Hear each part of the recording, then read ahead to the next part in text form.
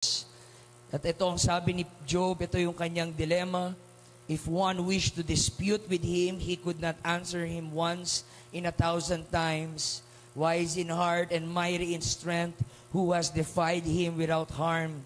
It is God who removes the mountains, they know not how, when he overturns them in his anger.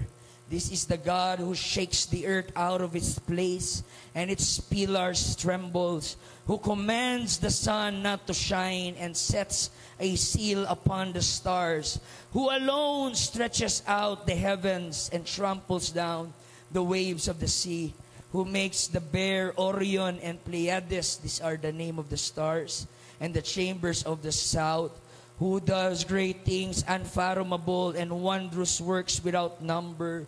Were he to pass by me, I would not see him. Were he to move past me, I would not perceive him. Were he to snatch away, who could restrain him? And I love this, look at this verse. Who could say to him, what are you doing? Sino ang makakalapit at makakatayo sa Diyos at sasabihin, Lord, anong ginagawa mo? Anong trip mo? Wala sa atin ang worthy, perfect, and holy enough to stand before God. So I want you to focus here, mga kapatid, in verse 2. Ito po yung tanong ni Job. How can a man be right with God? And that will be our topic for today. How can a man be right with God? Paano ba ang tao magiging tama sa harapan ng Diyos? Sapat na ba na magsimba? Sapat na ba na mag-rosary? Sapat na ba na maglagay ka ng picture ni Papa Jesus doon sa kwarto? Is that enough to be right with God? That will be the question. So, kamayan mo yung katabi, kanan, kaliwa, tanungin mo rin siya ng tanong na yan, how can a man be right with God? At malayo na tayong makaupo. Maraming salamat po. Praise God. How can a man be right with God? Ito po ang pinaka-importanting tanong sa lahat. Ang pinaka-importanting tanong ay hindi po paano maging masaya. Ang pinaka-importanting tanong ay hindi po paano ba maging mayaman. Ang pinaka-importanting tanong ay paano ba maging successful. Ang pinaka-importanting tanong, mga kapatid, is how can a man be right with God? Paano ba ako magiging tama sa harapan ng Diyos? Dahil pag hindi ka tama sa harapan ng Diyos, huwag kang umasang meron kang eternal life. Pag hindi ka tama sa harapan ng Diyos, huwag kang umasa na sa araw ng iyong pagkamatay ay mapupunta ka sa langit.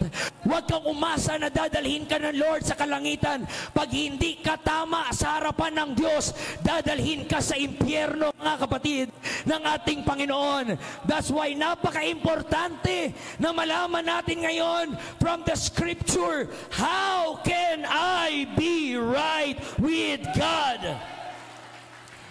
Hindi po kami nangaral dito para pasayahin kayo. Hindi po kami nangaral dito para lang gumanda ang pakiramdam nyo. Hindi po kami nangaral dito para itaas ang aming relihiyon. Nangaral po kami upang ang bawat lalaki at bawat babae na naririto ay maintindihan nyo paano ba ako magiging tama sa harapan ng Diyos. I don't care gaano kayo successful ngayon, gaano kayo kabayad, gaano karami ang pera nyo. Ito, isa lang ang tanong ko. Pag mamatay ba kayo, sure kayo na sa langit kayo pupunta? Sino dito ang gustong pumunta ng langit? Taas ang kamay. May iba, di nagtaas. Gusto niya tayo impyerno. Hallelujah. Ngayon, sino ang gusto na pumunta ngayon?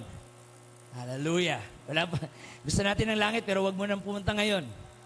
Sino dito ang nakakasigurado na pag kunwari lang, nakunuods, mamatay ka mamaya, langit ka. Taas ang kamay ng sure na langit sila. Hallelujah. See? Iilang kamay lang, mga kapatid. Bakit? Hindi nyo sigurado. Kaya marami sa atin ang takot mamatay. Hindi tayo takot sa kamatayan, pero ang natatakot tayo, saan tayo mapupunta pagkatapos natin mamatay. At yun ang dahilan, kaya naipangaral ang gospel. Hindi po to pinapangaral para maging milyonaryo kayo at makabili kayo ng Lamborghini at mabili nyo yung bahay na gusto nyo. Ipinapangaral po ang gospel upang masigurado ang inyong kaligtasan, na sa araw ng iyong pagkamatay, alam mo na sa langit ka pupunta. That's the purpose of the gospel. It's not just to make you happy, it's not just to make you motivated, it's to prepare you sa eternity na parating. Now, mag-i-honest kayo, huwag kayong magsinungaling, nasa simbahan tayo. Sino dito ang hindi sure na langit kayo? Taas ang kamay. Mag-i-honest. Hallelujah. Good news. Yun ang dahilan kaya kayo nandito ngayon. Kasi alam ko paano mapunta sa langit. And it's not by my opinion, it's not by my research, it comes from the authority of the Word of God. Dito po nakasulat paano po makapunta sa langit. Now, ibibigay ko sa inyo ang premise, mga kapatid. In Isaiah 6:3, sinabi doon, basahin ko sa Tagalog, sinabi nila sa isa't isa ang ganito, banal, banal, banal, si Yahweh na makapangyarihan sa lahat, ang buong daigdig ay puspos ng kaluwalhatian. Ano daw si Lord? Siya ay banal, hindi lang isang beses, banal, banal, banal. Mga kapatid, ang Diyos po ay hindi lang pag-ibig. Ang Diyos po ay hindi lang Diyos ng grasya. Ang Diyos po ay hindi lang Diyos ng habag, kundi napakalinaw po, ang Diyos natin ay banal na Diyos. Yan ang katangian kung bakit ang Diyos naiiba sa lahat. Ang Diyos mabait, pero ka rin maging mabait. Ang Diyos mapagmahal, pwede ka rin mapagmahal. Pero ang Diyos ay banal. Yun ang hindi natin kaya, mga kapatid. Hindi sinabi doon, ang Diyos ay pag-ibig, pag-ibig, pag-ibig. Hindi sinabing, grasya, grasya, grasya. Bagkus ang sabi ng Biblia, ang Diyos ay banal, banal, banal na Diyos. Yan ang Diyos natin. Siya ay banal na Diyos. Pag sinabi natin banal, perfect, flawless, walang anyo ng kasalanan, walang pagkakamali. It's holy, it's pure. Now, yun si Lord. Tingnan natin sino tayo. Ecclesiastes 7 verse 20. Kung si Lord banal, ito naman Ecclesiastes 7:20. Walang taong nabubuhay sa daigdig na gumagawa ng mabuti at hindi nagkakasala. So, ang laki ng difference. Si Lord banal, si Lord perfect, si Lord righteous, at ito ka, marumi, makasalanan, mabaho, minsan di pa nagtututbrush, minsan walang ligo, libagin, mga kapatid. So, kung si Lord banal, tayo parang imburnal, mga kapatid. Okay? So, dito si Lord, andito siya, Holy God, who lives in the heaven, at nandito tayo, sinners. Sino dito ang hindi nagkakasala? Pag nagtaas ka, nagkasala ka na. Dahil lahat po tayo ay nagkasala sa harapan ng Diyos. At alam mo yan sa sarili mo, na ikaw ay nagkasala sa harapan ng Diyos. No, hindi yan ang pinaka-problema. Ito ang pinaka-problema. 1 Peter chapter 1 verse 16. Ang sabi ng banal ng Diyos sa mga imburnal, ang sabi ng Diyos, magpakabanal kayo sapagkat ako ay banal. Yun ang problema. Sino dito ang gustong makapunta sa heaven? Taas ang kamay. Okay. Ang heaven ay banal na lugar. Ano ang requirements ng Diyos? Sino makapunta sa heaven? I'm sorry to tell you, hindi po yung mabait. Ang requirements para makapunta sa langit ay kabanalan at hindi po kabaitan. Oh, hallelujah. Yun ang maximum requirements ni Lord. Ang sabi ni Lord, kung gusto nyo makasama ako, dapat kayo ay maging katulad ko. Maging banal kayo katulad ko. Kaya andito ang Diyos sa kalangitan, andito tayo sa baba, nagsikap tayo, naningkamot din tayo na maging banal tulad niya. Ang problema, kakasikap natin, laglag na naman, akyat na naman, laglag na naman, akyat na naman, laglag na naman. Na ang sabi sa Biblia, kahit mayroon pang 99 na batas, or let's say 100 na batas, nagawa mo yung 99, pero hindi mo nasunod yung isa, hindi mo na nasunod lahat. Back to zero, mga kapatid. Yun ang tinuturo sa atin ng relihiyon, na kailangan, huwag kang manigarilyo, huwag kang mangalunya, magpakabait ka, huwag kang magsisinungaling. Agad mamaya, later, nagkasala ka naman, laglag ka na naman. Kaya't nakakapagod, mga kapatid. Huwag kayo maniwala sa panluloko ni Satanas na mag-ipon ka ng points sa langit. Kalokohan yun, mga kapatid. Hindi mo may ipon ang points mo sa langit. Dahil hindi kabutihan ang hinahanap ng Diyos. Kabanalan, perfect, hindi nagkakamali, mga kapatid. At yun ang malaking problema. Wala sa atin ang banal. Maraming mabait, pero walang banal, mga kapatid. So dahil walang banal sa atin, wala sa atin ang qualified makapunta sa langit. Hebrews 12:14, sikapin ninyong makasundo ang lahat at magpakabanal sapagkat hindi nyo makikita. Paano ba ako magiging tama sa harapan ng Diyos? And if you study the book of Job, sa unang chapter and unang verse, sinabi doon that Job was a righteous man. He was fearless. But even the righteous man, sabi niya, I don't know how can I be right with God. Ako ay mahina, maliit, maikli ang buhay, madaling mapagod, mabilis tumamlay, nasasaktan, nalulungkot, napipikon. At ang bituin ay marumi sa kanyang tingin. Kung ang buwan nga ay marumi sa harapan ng Diyos, at ang bituin ay marumi sa harapan ng Diyos, ano pa kaya ikaw? At ang sabi ni Job, kumpara sa kabanalan ng Diyos, para lang tayong mga uod. Tingnan mo yung katabi mo. Parang uod, mga kapatid. Diyos na nakatira sa kataas-taasan, above the galaxy, above the universe, above the Milky Way, at kung titignan niya tayo, halos wala tayong halaga, mga kapatid. Yun ang problema ni Job. How can I be right with God? Yes, iba-iba tayo ng ugali. May iba sa atin na mabait, medyo mabait, sobrang sama, sobrang demonyo, parang kababata ni Satanas. Iba-iba tayo, mga kapatid. Iba-iba tayo ng extent ng kasalanan. May iba sa atin talagang matinding kasalanan. May iba sa atin saktong nangungupit lang sa tindahan. May iba sa atin nag-scammer. May iba sa atin adulterer. May iba naman pornographer. Iba-iba tayo ng uri ng kasalanan.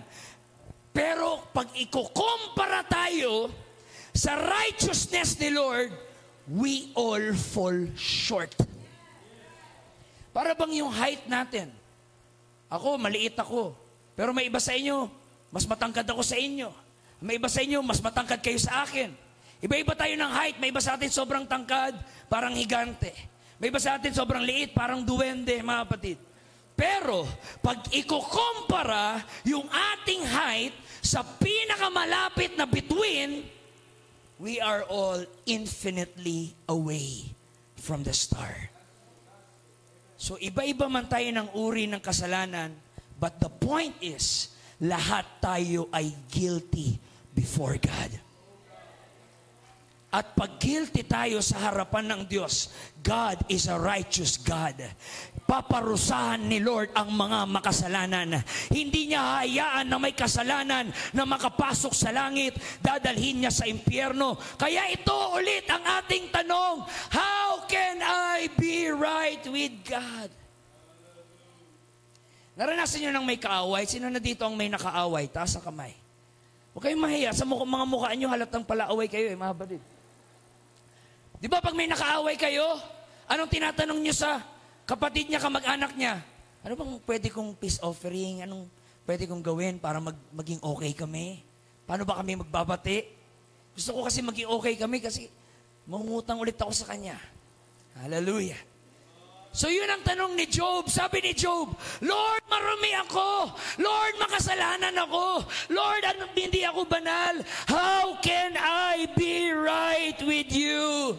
I don't want to face the judgment. I don't want to be condemned. Lord, how can I be right with you? Yun ang isipin mo. Huwag mong isipin anong relihiyon ka nakaanib. Huwag mong isipin na kung anong titulo ang sinasabi mo. Ang isipin mo, Lord, paano ba ako magiging tama sa iyong harapan? At lahat ng relihiyon, yan lang po ang sinisikap nilang malaman. Pero almost lahat ng religion ay sinasabi na you have to earn your way to be right with God. Yes, God is a God of grace, but you need to work for that grace so that you could be deserving of that grace. Yun ang tinuturo ng maraming relihiyon. Kaya may mga seremonya, kaya may mga tradisyon, kaya may mga ama namin, kaya may mga kung ano-anong pinaggagawa. May ibang tao na naglalakad ng nakapaa mula Antipolo papuntang Fairview. May iba naman na, ewan ko, nakita kayo nung nag-ano yung penitensya. Bakit sila nagpe-penitensya? Sugat-sugatan yung likod, tapos dugo-dugo, maglalakad sa tirik ng tanghaling tapat, tapos magpapapako sa krus. Nakakatawa pa yung iba kasi nabali yung krus, nahulog sila, naka-shorts pa naman sila. Bakit nila ginagawa na yun? Gusto nilang maging tama sa harapan ng Diyos. The problem is, wala kang kakayahan na gawin yun. Ikaw ang problema, kaya wala sa iyo ang solusyon. You cannot be right with God. Alam niyo, sa sobrang hirap malaman yung sagot na yan, may mga ibang relihiyon nag-imbento na tinatawag na purgatorio. Ang purgatorio, ito yung lugar ng mga taong hindi ganun kabait para mapalangit, pero hindi rin ganun kasama para maimpyerno. Mga saktong, saktong tao. Saktong mabait, saktong demonyo, parang ganon. Banal pag Linggo, demonyo pag Martes, mga kapatid. Yung mga sakto lang. Hallelujah. Ewan ko, marami sa inyo mga sakto lang, di ba mga kapatid? So tinuturo nila, pag ikaw daw yung tao na saktong bait at saktong sama, hindi kayo dadalhin agad sa langit, hindi ka rin dadalhin sa impyerno. Dadalhin ka muna sa purgatorio at doon ipupurga yung mga kasalanan mo. At baka sakali na malangit ka. Ang ganda, Pastora Imelda. I hope meron nun. Pero I'm going to tell you the truth. Mahal po namin kayo mga bisita, kaya sasabihin po namin yung totoo. Ang ganda po pakinggan ng purgatorio, pero wala pong purgatorio. It is appointed for man once to die, and after this is judgment. Pagkaaraw ng iyong pagkamatay, it's either langit o impyerno. It's either Jesus or Satan. Wala pong gitna, mga kapatid. Kaya kung may tamang oras na itama mo ang buhay mo sa Diyos, this is now the right time. Hindi purgatorio, hindi waiting line. Now is the time of your salvation. Oh, hallelujah. Kaya lahat ng mga relihiyon, ang daming ritual, ang daming ceremonial. Bakit? Dahil daw yun ang paraan para maging tama tayo sa harapan ng Diyos. The problem is in Psalms 14:3, silang lahat ay naliligaw ng landas at naging masama silang lahat. Lahat tayo naging masama. Isipin nyo na yung pinakamabait na tao na kilala nyo, masama yun sa harapan ng Diyos. Ako, inisip nyo mabait ako. Huwag kayo maniwala sa mukhang to. Hindi nyo sure, mga kapatid. Malinaw ang sabi sa Psalms 14:3, wala ni isa man, kahit isang tao, wala ni isang mabuti sa harapan ng Diyos. Mabait naman ako Sabi ng mga kamag-anak ko, mabait ako. Opinion lang yun. Pero pag iharap ka dito sa kabanalan, wala ni isa sa ating mabait. Wala ni isa. Yes, meron tayong kapasidad na gumawa ng mabuti. Meron tayong inherent human kindness. Pero yung kabutihan na yan ay hindi sapat na magdala sa iyo sa langit. Alam niyo, Pastor Oscar, sa pag-i-evangelist ko, in my experience, isa sa pinakamahirap ma-evangelize ay yung mababait. Bakit? Kasi iniisip nila, mabait naman ako, wala akong sinasaktang tao, hindi ako nananakit, hindi ako nagmumura, hindi ko kailangan magsimba. Alam ko ang sarili ko, mabait ako. Alam mo anong problema mo? Yung faith mo nasa kabutihan mo at hindi sa Panginoong Hesus. At ang pinakamalaking kasalanan na pwede mong magawa ay tanggihan na si Kristo ang Diyos, mga kapatid. Alam kong mabait ka, but your goodness is not enough. Your goodness is not sufficient.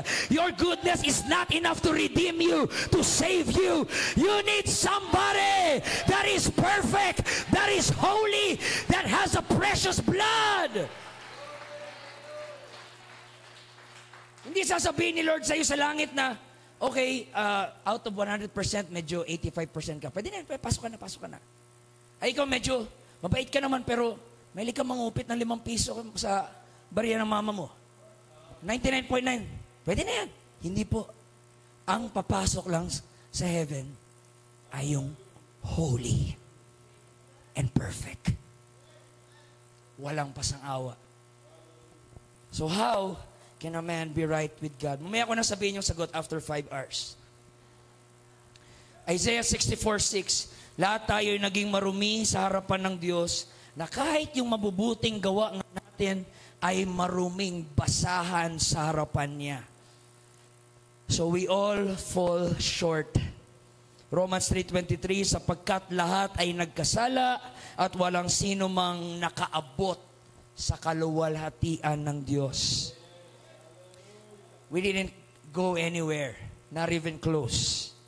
So, kung gusto nating maging tama sa harapan ng Diyos, hindi sa atin manggagaling yun.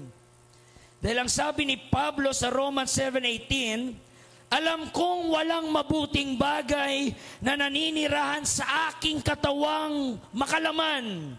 May kakayahan akong naisin ang mabuti, ngunit hindi ko magawa. Sa English, in me dwelleth no good thing. I have no capacity to make myself right before God. You cannot come to the Lord at sabihin mo sa kanyang trono, Lord, nagawa ko to. Papasukin mo na ako dyan sa langit. Pag ikaw pinapasok ni Lord sa langit, hindi mo siya sasambahin. Sasambahin mo yung sarili mo. Dito ako sa langit, kasi mabait ako eh. Yak, di ako tulad ng iba dyan. Mga marumi, mga makasalanan. Ako, nagawa ko kasi banal ako. Now, ang glory ay nasa iyo at hindi sa Panginoon. Nagkasala ka na naman, mga kapatid. Hallelujah. Kapapasok mo lang ng langit, tapon ka na naman. Hallelujah. So, wala kang kakayahan na maging tama sa harapan ng Diyos. I'm going to tell you the truth. Kahit yung relihiyon mo, hindi kayang gawin kang tama sa harapan ng Diyos.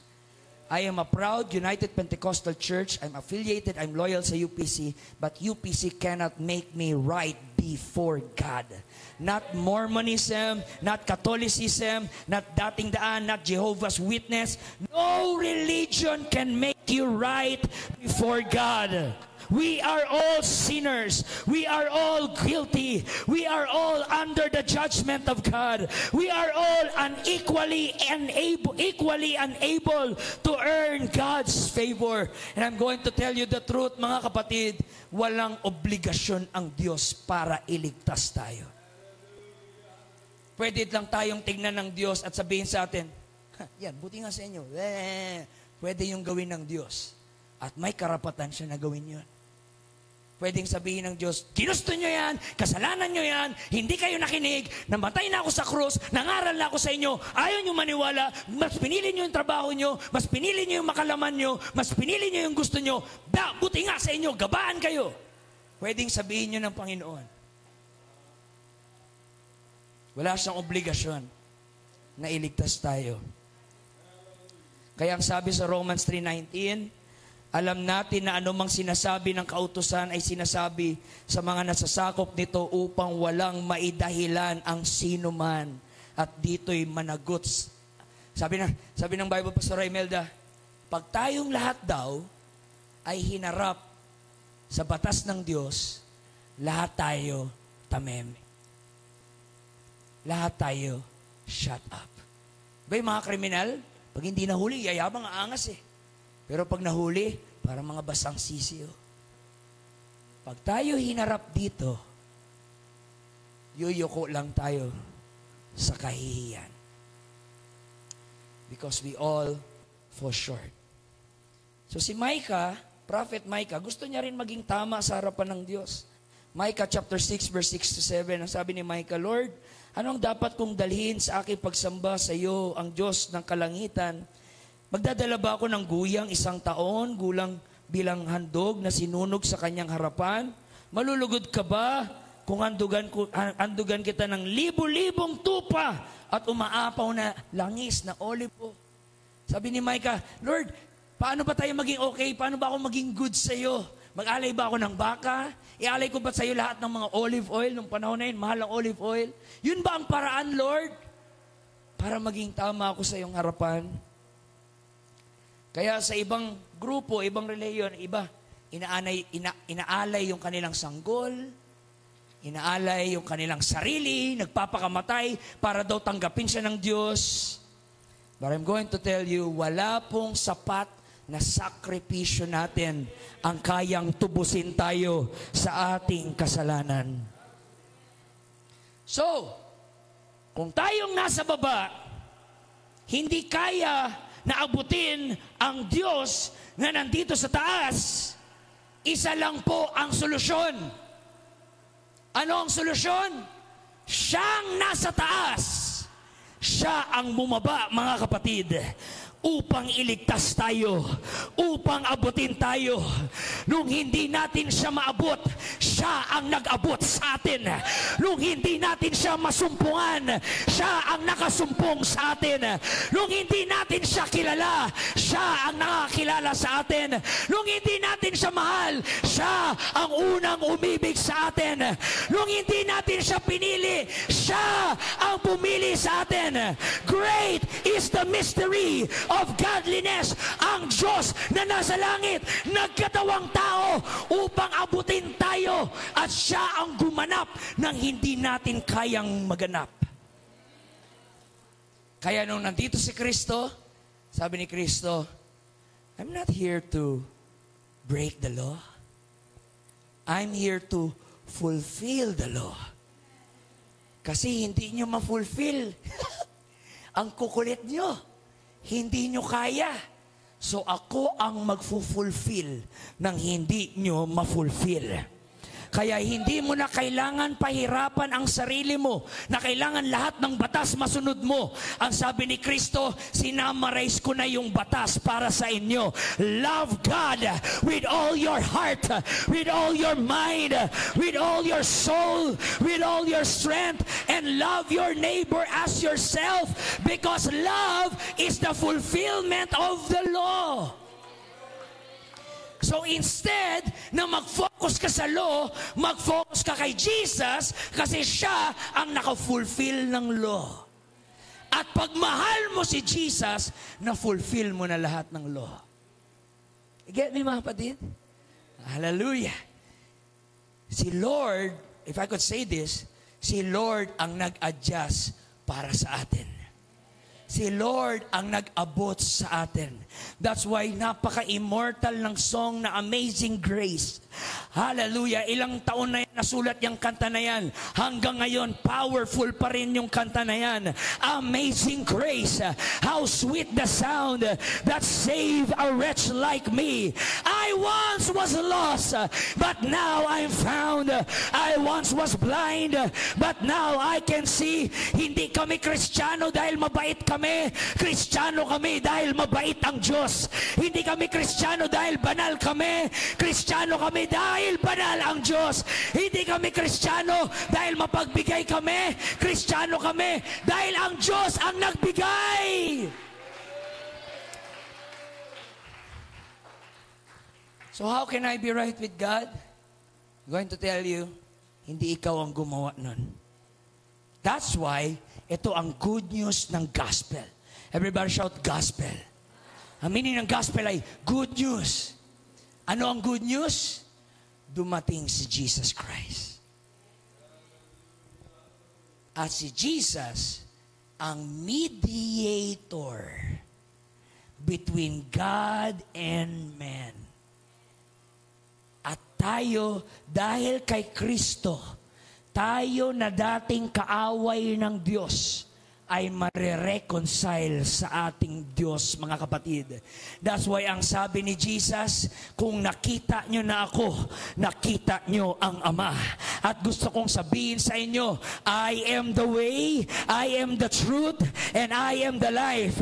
Lahat ng gustong maging tama sa harapan ng Diyos, ikaway-kaway ang kamay.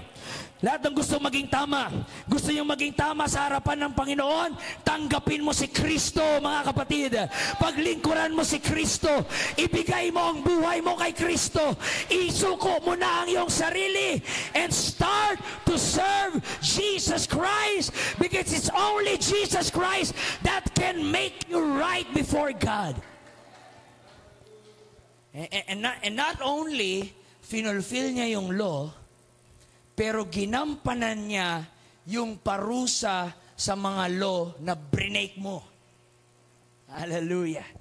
Sa dami mong violation, sa dami nating kasalanan at kalokohan, the Bible says, the wages of sin is death. I love that word, Pastor Picar, wages. Pag sinabing wages, di ba, parang sahod yan eh. Bayad yan eh. Ang sahod daw ng kasalanan ay kamatayan. So kung maimpyerno kayo, maging proud kayo, mga kapatid. Dahil pinagtrabahuan nyo yun. Walang maiimpyerno na aksidente. Walang maiimpyerno dahil hindi niya ginusto. Na-impyerno ka dahil nagtrabaho ka kay kasalanan. Bawat pagmumura, bawat paglalaklak ng alak, bawat pangangalunya, bawat pag-iisip ng kahalayan, iniipon mo yung sahod mo doon sa impyerno, mga kapatid. That's why when you are in hell, yun ang bayad sa pamumuhay mo sa kasalanan. Pero yun ang pinagkaibahan ng kasalanan at ng ating Panginoon. Dahil sa kasalanan, ang ginamit na term ay wage. Pero pagdating sa Panginoon, ang ginamit na term ay gift. Kung sa kasalanan wage, sa Panginoon ay gift. Dahil ang gift, hindi mo pinagtrabahuan. Ang gift, hindi mo inasikaso. Ang gift, hindi mo hinanap. Ang gift, hindi mo inintay. Pero binigay ni Lord. The wages, oh hallelujah, the wages of sin is death. But the gift of God, I don't deserve it. I deserve death. But the gift of God gave me eternal life. Now, I can be right with God, not because of what I can do, but because of what Christ did to me. Kaya nga lagi yung sinasabi, pagdating mo sa langit, iyak ka ng iyak doon. Pagdating mo sa langit, hindi ka maghahanap sino yung nandun. Bira, nasa langit ka na, judgmental ka pa rin, mga kapatid. Hindi mo sasabihin, ba't napalangit yan? Hindi mo sisimba yan, kapal na mukha. Hindi ganon ang iisipin mo. Hindi mo hahanapin sino din yung wala doon. Ba't wala si evangelist? Pa-preach-preach pa sa amin, wala naman pala siya dito. Hindi mo hahanapin sino yung wala doon. Hindi mo hahanapin kung sino yung doon. Isa lang ang makakapagninig ng iyong kalamnan. Ito lang ang masasabi mo. Bakit ako nandito?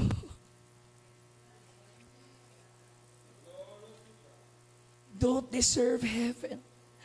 Ang dami kong kasalanan sa Diyos. Ang dami kong pangako na hindi ko natupad. Ang dami kong pagkukulang sa Lord. Kaya pagdating sa heaven, luluhod ka lang dahil alam mong hindi ka worthy doon. Pero yung grasya ng Diyos binigay niya sa iyo. At luluhod ka doon sa langit at sasabihin, worthy! Worthy is the Lamb!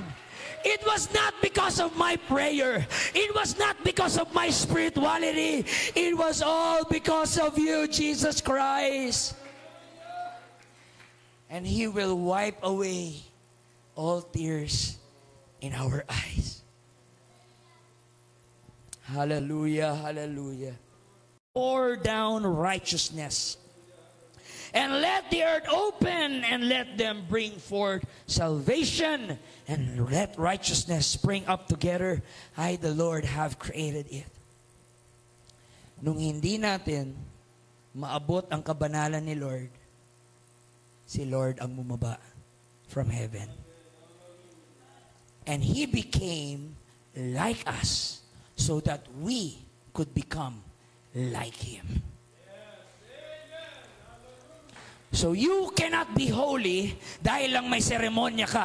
Hindi ka holy dahil lang may maliit ka na cross dito sa iyong dibdib. Hindi ka holy porque may hawak-hawak kang Bible. Hindi ka holy porque tumakanta ka ng Christian song. Hindi ka holy dahil lang maraming rebulto sa bahay mo. Ang panahon lang na holy ka pag ang kapangyarihan ni Kristo ay nananaan sa iyo through the power of the Holy Ghost. And I declare this morning, yan ang mangyayari sa iyo ngayon. Gagawin kang banal ng Panginoon, not because of your works, but because of your faith. Hallelujah. Romans 5:8, ngunit pinatunayan ng Diyos ang kanyang pag-ibig sa atin nang mamatay si Kristo para sa atin noong tayo'y makasalanan pa. Isa lang po ang dahilan bakit bumaba si Lord from heaven to earth to save you and die at the cross of Calvary. Isa lang po ang dahilan. Mahal ka ni Lord. Mahal na mahal ka ni Lord. Mahal niya lahat ng mga taong nire-reject siya. Kasama na yung mga LGBTQ+, kasama lahat ng mga atheists, kasama lahat ng mga blasphemer. Mahal sila ng Panginoon kahit hindi nila mahal ang Panginoon, mga kapatid. Dakila ang pag-ibig ni Kristo. Dakila ang pagmamahal ng Panginoon. Kaya mga bisita, nandito ka na rin ngayon, tanggapin mo na ang Panginoong Jesus. Ibigay mo na ang buhay mo sa Panginoon. Because only through Jesus Christ, you can be right with God. Oh, hallelujah. Romans 3:21, dito nakikita paano bumaliktad ang lamesa. Ngunit ngayon nahayag kung paano ginawang matuwid ng Diyos ang tao. Ginawa niya daw matuwid ang tao. Ito'y hindi sa pamamagitan ng kautusan. Kasi wala nga sa atin ang maka-perfectly obey sa kautusan. So paano naging matuwid ang taon labas sa kautusan? Si Kristo ang gumanap ng kautusan. Ang kautusan is the revealer of sin, but it is not the redeemer of the sinners. So what the law cannot do, the law condemns us. Pero nung nandun si Jesus Christ, namatay sa cross, at inabsorb niya yung parusa na dapat sa atin. Inabsorb niya yung galit ng Panginoon. Inabsorb lahat ni Kristo yon. Nakaranas si Kristo ng tsunami ng galit ng Diyos para ikaw ay makaranas ng tsunami ng pag-ibig ng ating Panginoon. Mga panauhin, this is the good news. Namatay si Kristo para sa iyo. Magpasalamat ka ngayon. Mag-rejoice ka ngayon. Magpuri ka. Dahil kung hindi namatay si Kristo para sa iyo, matagal ka na ang patay.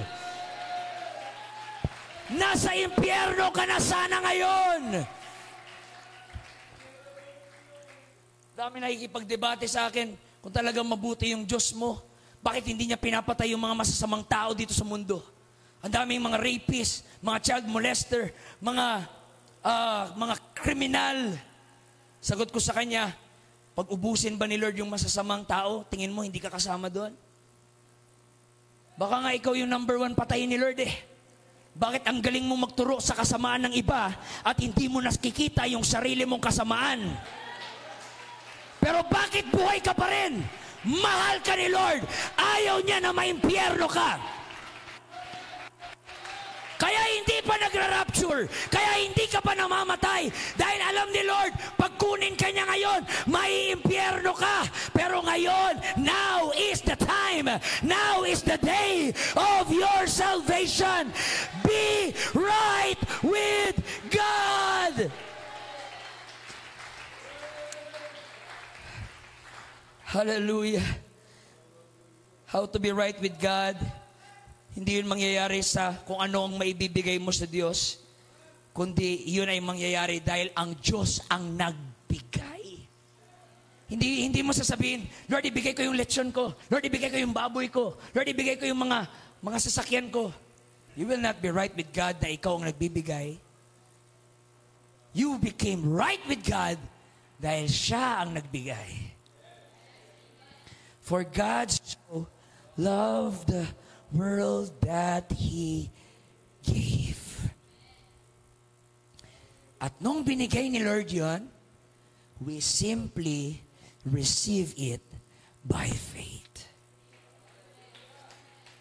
May grace si Lord, now tanggapin mo lang by faith. And that faith is demonstrated as obedience. Ephesians 2:8-9, sapagkat dahil sa kagandahang loob ng Diyos, kayo ay naligtas sa pamamagitan ng pananampalataya. Ito'y kaloob ng Diyos, hindi mula sa iyong sarili. Hindi ito bunga ng iyong mga gawa, kaya't walang maipagmamalaki ang sino man. Skip ko na yung ibang verse natin, Galatians 2:21. Hindi ko tinatanggihan ang kagandahang loob ng Diyos kung tayo'y mapawalang sala sa pamamagitan ng kautusan, walang kabuluhan ang pagkamatay ni Kristo. Hindi ka po naging righteous dahil nasunod mo yung law. Naging righteous ka dahil nasa iyo si Jesus Christ, the righteous God, the holy God. Ang grace ni Lord, libre, pero hindi siya cheap. Lagi sinasabi ng mama ko, Earl, walang libre sa mundo. Sabi ko, bakit mo ako nililibre? Pag may natanggap ka ng libre, ibig sabihin, may nagbayad. Kaya siya naging libre. Kaya ang grasya libre, si Jesus ang nagbayad sa atin. Woo! Yung gabundok ng kasalanan na hindi mo matanggal-tanggal at hindi mo mabayaran. Ang sabi ni Jesus sa cross, I pay it, I pay it, I pay it. Now walk in the newness of life. Oh Lord, dito ko natatapusin. 2 Corinthians 5:21. Hindi nagkasala si Kristo, ngunit alang-alang sa atin, siya'y itinuring na makasalanan. Hindi siya makasalanan, pero itinuring siyang makasalanan upang sa pagkikipag-isa natin sa Kanya, ito na, upang sa pagkikipag-isa natin kay Kristo, ay magiging matuwid tayo sa harapan ng Diyos. Because of Jesus, now I can be right with God. That's why, kahit marami akong insecurity, Pastor Picard, once I stand in the pulpit, I am so confident dahil bit-bit ko yung mensahe that can make people right with God. Hallelujah, Pastor Oscar. Pwede kong sipain yung bahay ng mga prostitute at sabihin, you can be right with God. Hindi nyo kailangan mabuhay ng ganyan habang buhay. I can go sa mga kulungan at sabihin sa mga worst criminal and drug addict, you can be right with God. Accept the Lord Jesus Christ. You can be right with God.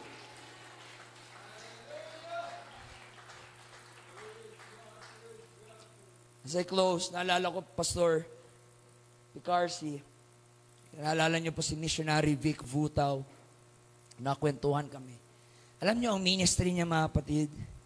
Ang ministry niya ay mag-Bible study sa kulungan ng mga taong 3 days na lang, ibibitay na. Talagang nagpapa-Bible study. Ibibitay na, Pastor Imelda. At turuan ng Word of God, repentance, baptism in Jesus' name, Holy Ghost. At nagtataka yung mga guard doon sa kulungan sa araw na ibibitay na sila. At meron palang meron parang lalakaran doon. Habang ibibitay na sila. Doon may nakaharang na glass, andun si Missionary Vic Vutaw. Umiiyak siya. Yung binabible sa diya niya, ibibitay na. Pero ang nagtataka, yung mga guard doon sa kulungan, yung mga ibibitay, naglalakad doon ng nakangiti. Masaya. Sabi ng mga bantay doon, baliw na talaga. Siraan na ng ulo. Ibibitay na, mas nakangiti pa, nakatawa pa. Ang sigla-sigla. At bago sila ibitay, tatanungin sila, ano ang huling mensahe mo? Anong gusto mong sabihin? Nakataas yung kanilang kamay, with smile in their face, with tears in their eyes. Sinasabi nila, I'm excited to see Jesus.